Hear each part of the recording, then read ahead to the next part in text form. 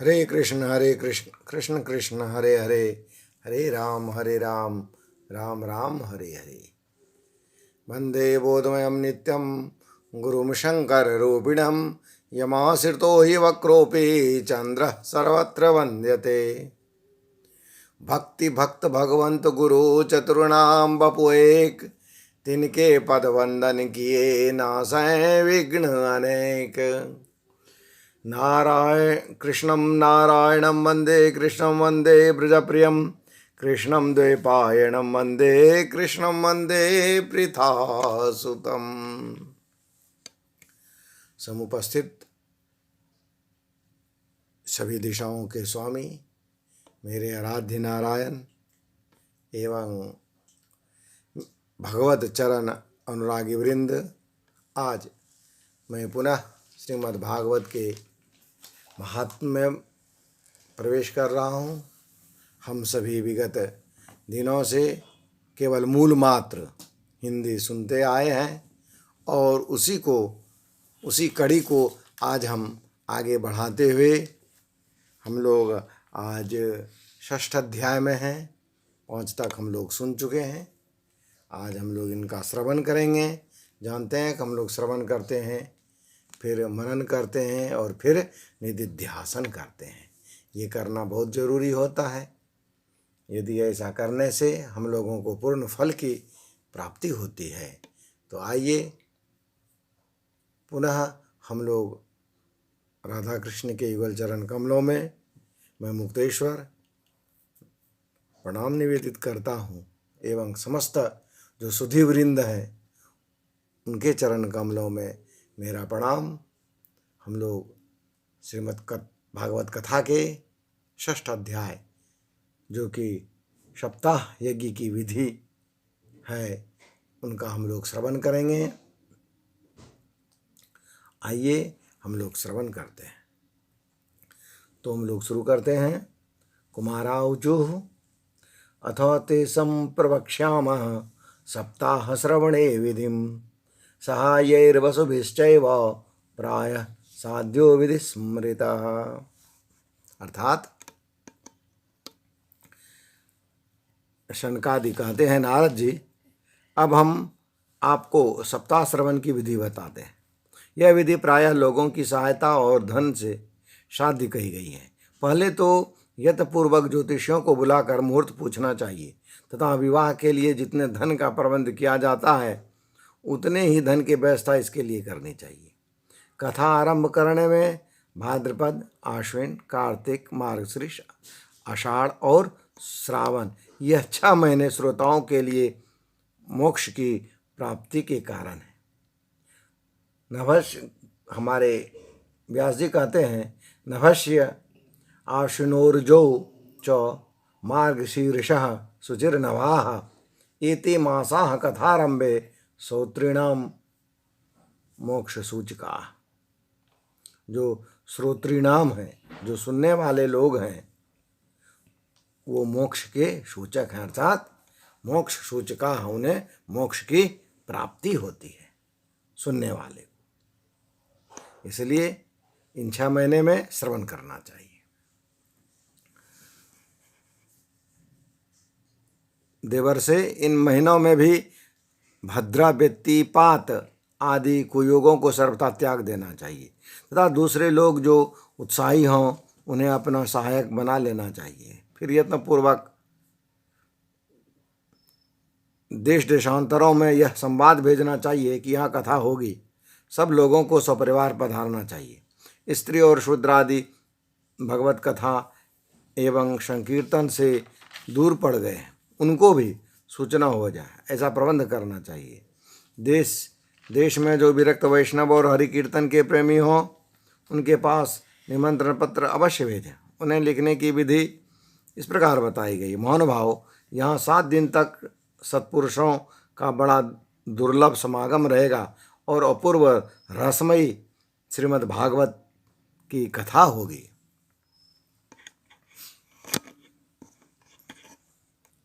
आप लोग भगवत रस के रसिक हैं, अतः श्रीमद् भागवतामृत का पान करने के लिए प्रेम पूर्वक शीघ्र ही पधारने की कृपा करें।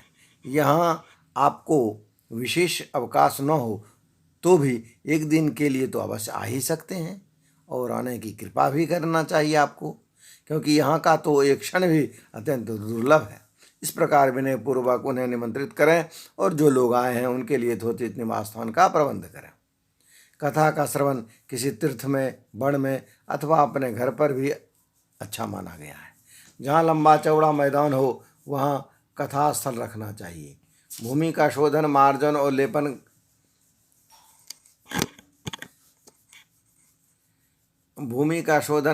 और लेपन करके रंग बिरंगी धातुओं से चौक पूरे घर की सारी सामग्री उठाकर एक कोने में रख दें। 5 दिन पहले से ही यत्नपूर्वक बहुत से बिछौने के वस्त्र एकत्र कर लें, ताकि केले के खम्भों से सुशोभित एक ऊंचा मंडप तैयार कराएं। उसे सब प्रकार से फल, पत्र, पुष्प और चांदावे से अलंकृत करके तथा चारों ओर झड़ियाँ लगा करके तरह तरह से उसे सजा दें। उस मंडप में कुछ ऊंचाई पर 7 विशाल लोकों की कल्पना करें और उन्हें विरक्त पुरुषों को बुला बुला कर बैठाएं। आगे की ओर उनके लिए वहाँ यथोचित आसन तैयार रखें। उनके पीछे वक्ता के लिए भी एक दिव्य सिंहासन का प्रबंध करें। यदि वक्ता का मुख उत्तर की हो तो श्रोता पूर्वाभिमुख बैठें, और यदि वक्ता पूर्वाभिमुख हो तो श्रोता उत्तर की ओर करके बैठे। कहते हैं, उदंग मुखो भवेद वक्ता श्रोता वै प्रमुखस्तथा प्रमुखश्चेद भवेद वक्ता श्रोता च उदंग मुखस्तदा, अर्थात पूर्व और उत्तर की ओर। अथवा वक्ता और श्रोता को पूर्वाभिमुख होकर भी बैठना चाहिए। देश काल आदि को जानने वाले महापुरुषों ने श्रोता के लिए ऐसा ही नियम रखा है। अथवा पूर्व दिग्गेया पूज्य पूज्यक मध्यतः श्रोतृणामागमे प्रोक्तो देश कालादि को विधेय, अर्थात दोनों एक ही तरफ मुख करके, माने पूर्व ही मुख करके दोनों बैठ सकते हैं, ऐसा विधान है। जो वेद शास्त्र की स्पष्ट व्याख्या करने में समर्थ हों, तरह तरह के दृष्टांत दे सकता हो तथा विवेकी और अत्यंत निष्प्रिय हो, ऐसे विरक्त और विष्णु भक्त ब्राह्मण को वक्ता बनाना चाहिए। अर्थात जब भी वक्ता बनाना चाहिए वो वैष्णव हो, अर्थात वैष्णव मत में वो दीक्षित हों। यदि वो ऐसा है तो वो वक्ता बन सकते हैं। श्रीमद् भागवत के प्रवचन में ऐसे लोगों को नियुक्त नहीं करना चाहिए जो पंडित होने पर भी अनेक धर्मों के चक्कर में पड़े हुए, स्त्री लंपट एवं पाखंड के प्रचारक हों। वक्ता के पास ही उनकी सहायता के लिए एक ऐसा ही विद्वान और स्थापित करना चाहिए, वह भी सब प्रकार के संशयों की निवृत्ति करने में समर्थ और लोगों को समझने में कुशल हो। कथा प्रारंभ के दिन से एक दिन पूर्व व्रत ग्रहण करने के लिए वक्ता को क्षौर करा लेना चाहिए तथा अरुणोदय के समय शौच से निवृत्त होकर अच्छी तरह से स्नान करें और संध्यादि आदि नित्य कर्मों को संक्षेप से समाप्त करके कथा के विघ्नों की निवृत्ति के लिए गणेश का पूजन करें। तदंतर पितृगण तर्पण कर पूर्व पापों की शुद्धि के लिए प्रायश्चित करें और एक मंडल बनाकर उसमें श्रीहरि को स्थापित करें। फिर भगवान श्री कृष्ण को लक्ष्य करके मंत्रोच्चार पूर्वक क्रमशः षोडशोपचार विधि से पूजन करें और उसके पश्चात प्रदक्षिणा तथा नमस्कार आदि कर इस प्रकार स्तुति करें। करुणनिधान, मैं संसार सागर में डूबा हुआ और बड़ा दीन हूँ। कर्मों के मोह रूपी ग्रह ने मुझे पकड़ रखा है। आप इस संसार सागर से मेरा उद्धार कीजिए।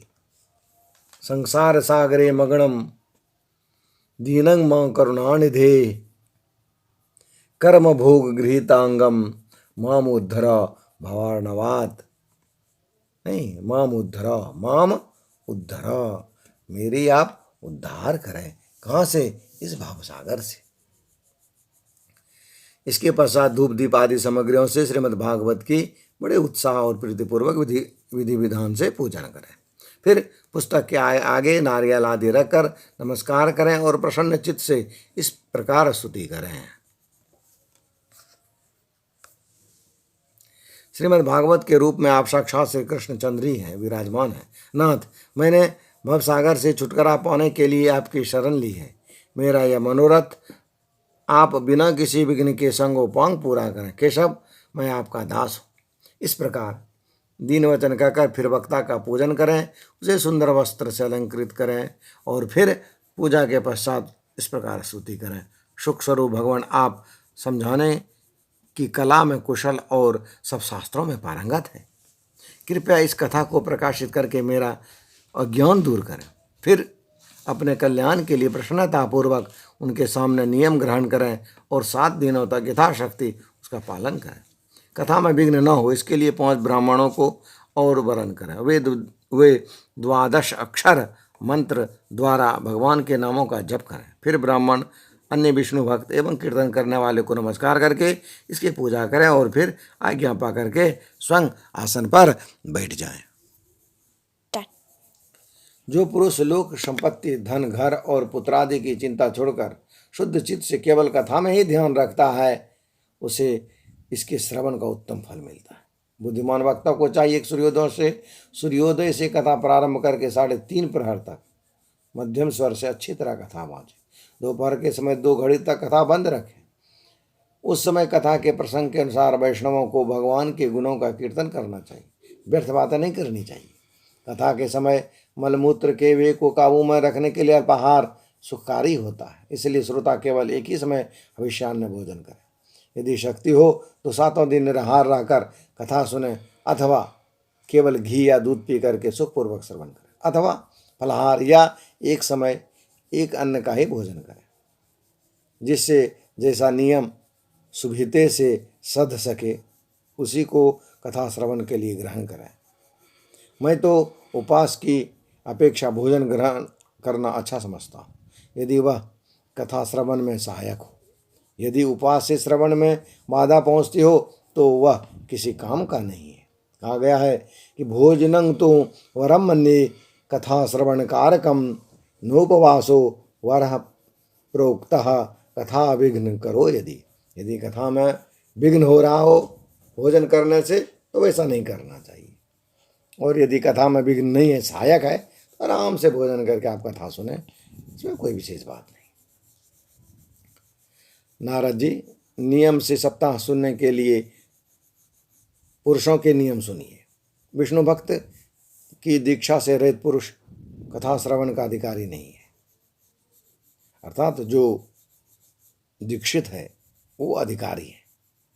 जो पुरुष नियम से कथा सुने उसे ब्रह्मचर्य में रहना, भूमि पर सोना, नित्य प्रति कथा समाप्त होने पर पत्तल में भोजन करना चाहिए। दाल, मधु, तेल, गरिष्ठ अन्न, भाव दूषित पदार्थ और वासी अन्न, इसका सर्वदा त्याग करना चाहिए। काम, क्रोध, मद, मान, मत्सर, लोभ, दंभ, मोह, द्वेष तो आपके पास फटकने नहीं चाहिए। यह वेद, वैष्णव, ब्राह्मण, गुरु, सेवक तथा स्त्री, राजा और महापुरुषों की निंदा से भी बचें। नियम से कथा सुनने वाले पुरुषों को रजस्वला स्त्री, अंत्य, मलेच्छ, पतित, गायत्रीहीन, द्विज, ब्राह्मणों से देश करने वाले तथा वेद को न मानने वाले पुरुषों से बात नहीं करना चाहिए। सर्वदा सत्य, शौच, दया, मौन, सरलता, नियम और उदारता का बर्ताव करना चाहिए।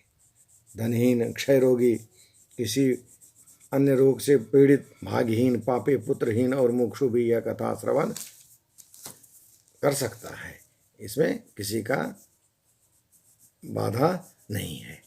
तो आज इतना ही, शेष अगले दिन।